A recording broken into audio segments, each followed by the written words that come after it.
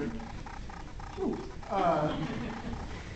I would say that part of the critique of projects like the Relational Tithe and of our communities is this idea of where our funds as a congregation are going. And if you look at the pattern, it is very, very disturbing that what was meant to be a redistributed economy, now over 90% of it, most studies are showing like 95 to 97% of church offerings are staying internal.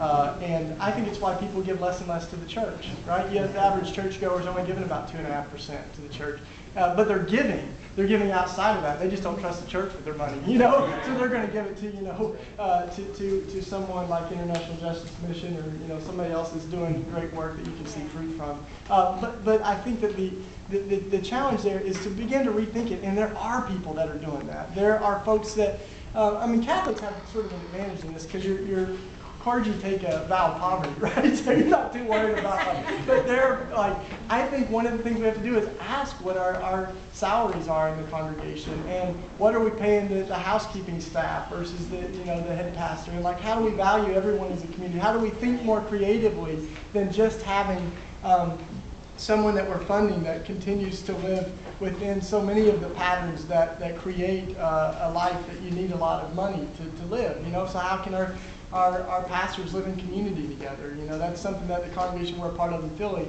our pastors live with other people, so they share, incomes, and they share the bills and cars and everything else, So we created a decreased living expense, but we also want to make sure that their families are taken care of, and that our pastor has kids, to make sure that he and his wife are able to take care of their kids. So that's where it is. A lot of this is a suburban deal because they're bivocational pastoring is pretty normal in our neighborhood. Several of our pastors, they work other jobs. One's an electrician, and especially in Latin America and other countries, that's a very normal thing. Is you got to have another job to make money.